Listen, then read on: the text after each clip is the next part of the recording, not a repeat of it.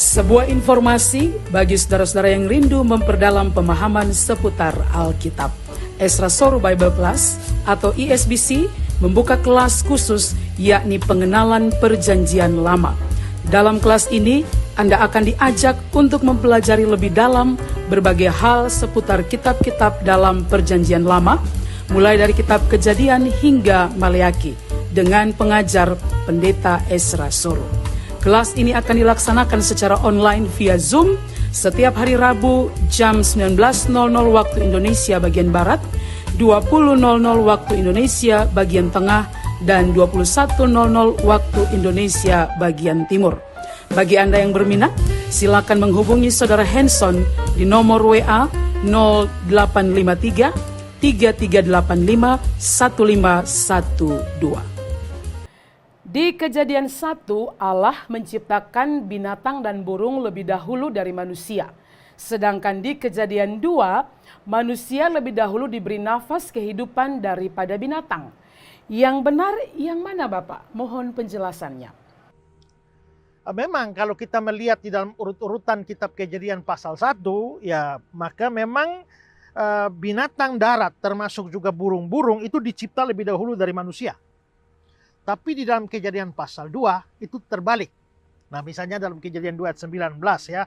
Lalu Tuhan Allah membentuk dari tanah segala binatang hutan dan segala burung di udara, dibawa semuanya kepada manusia untuk melihat bagaimana dia menamainya. Tapi sebenarnya ini bukan soal, bukan masalah. Karena apa?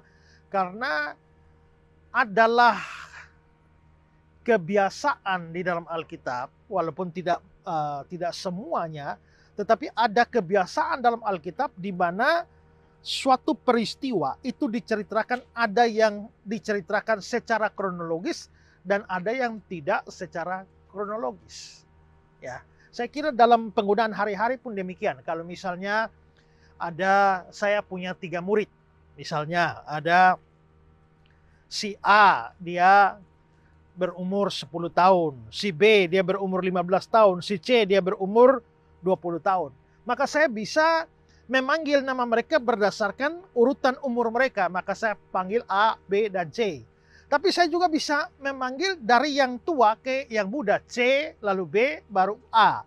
Atau saya bisa mau memilah mereka dari sisi asal mereka, mulai dari timur ke barat. Jadi si A berasal dari Aceh, si B dari Surabaya, lalu si C dari Papua. Maka saya bisa memakai dengan urutan posisi geografis mereka tinggal. Dan macam-macam lah. Ya.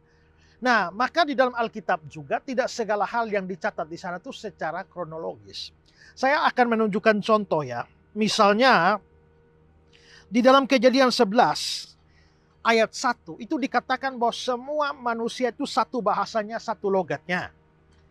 Adapun seluruh bumi, satu bahasanya dan satu logatnya. Itu Kejadian 11 ayat 1. Nah, nanti baru ada peristiwa Menara Babel, di mana orang-orang yang mau mendirikan Menara Babel itu lalu dikacau balaukan bahasa mereka oleh Tuhan. Maka setelah peristiwa Menara Babel gagal itu baru mulai terjadi keragaman bahasa dalam Kejadian 11 ayat 9. Itulah sebabnya sampai sekarang nama kota itu disebut Babel, karena disitulah dikacau balaukan Tuhan bahasa seluruh bumi. Ini kan Kejadian 11.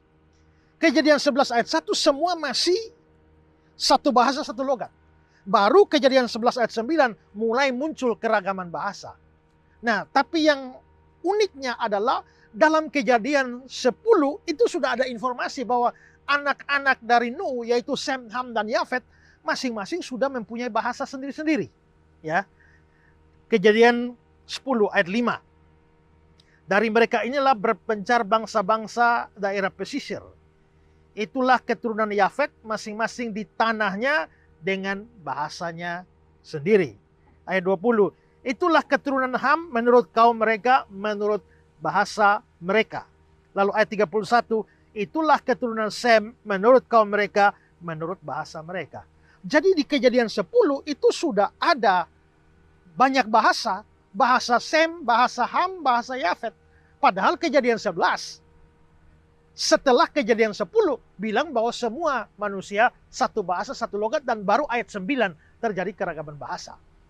Nah, apakah ini berarti bahwa bagian itu bertentangan?